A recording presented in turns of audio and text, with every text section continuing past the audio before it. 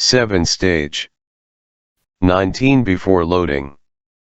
19.1 Cargo Plan Approval. The cargo plan becomes a document and a guide to action after it is signed by the ship's captain and certified by the ship's seal. The captain will not sign the CP if you do not have your signature as a cargo officer.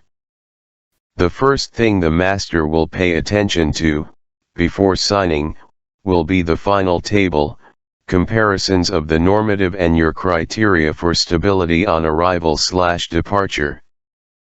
This table will also be the object of scrutiny for any inspections, if such happens. The cargo plan in electronic form, with all calculations, is sent to the shipowners and charters offices, where they are subjected to additional control by competent specialists. If questions arise, they must be answered competently. Let me remind you, no matter who checks your calculations, the captain of the ship and, accordingly, the cargo mate, are ultimately responsible.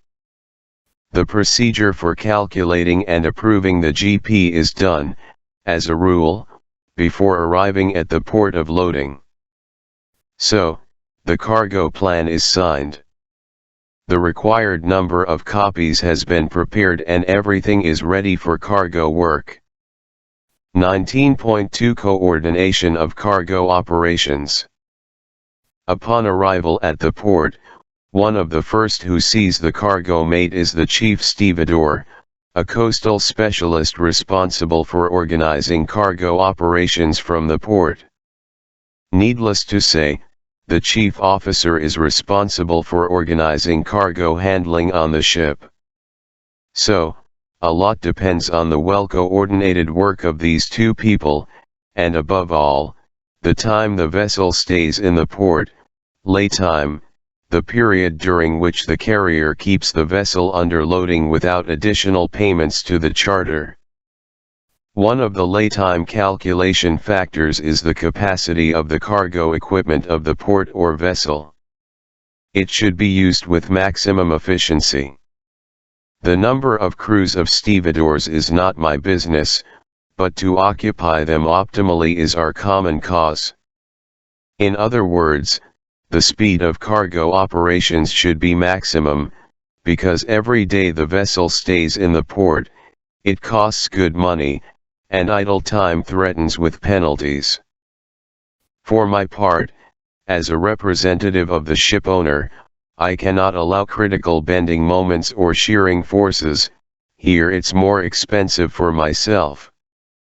The ship owner may not know about the extreme loading, and most likely I will not be able to break the ship, but ballast tanks may leak on the voyage, and not only ballast ones.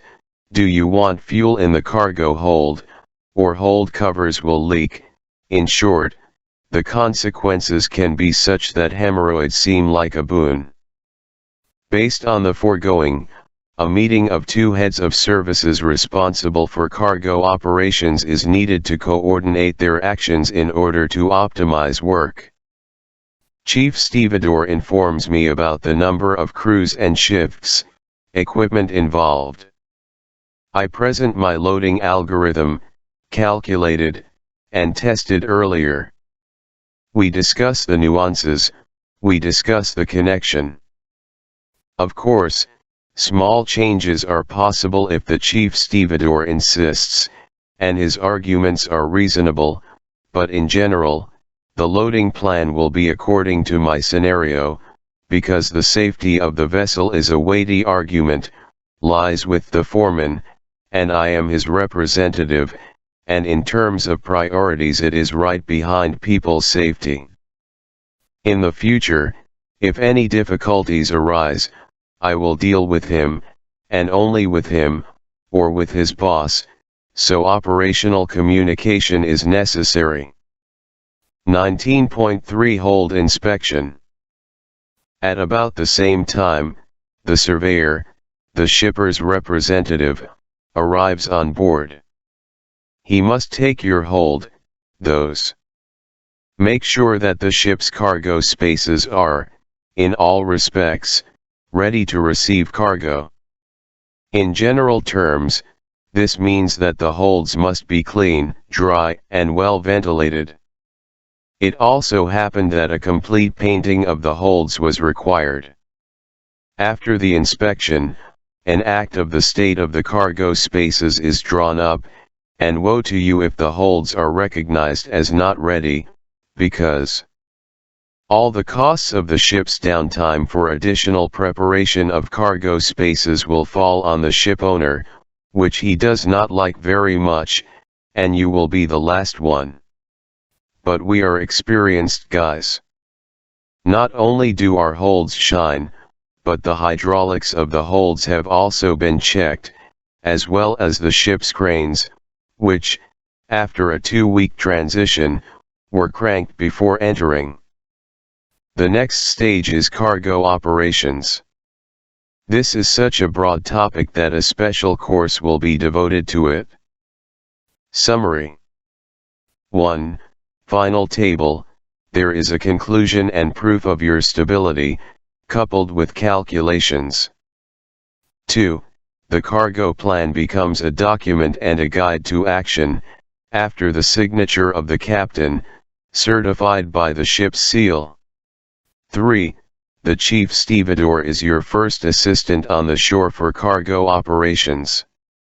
The order of loading is your task, but how smoothly it will be depending on the organization of work, in which both chiefs participate.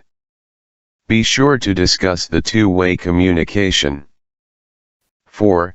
Surveyor, hold inspector, a small person but can seriously ruin your life and even become a prologue to a one-way ticket. The key to success is well-prepared holds, but not a fact, maybe. His pickiness may be due to the unavailability of the terminal itself for loading. Everything is ready for the start of cargo operations. With God.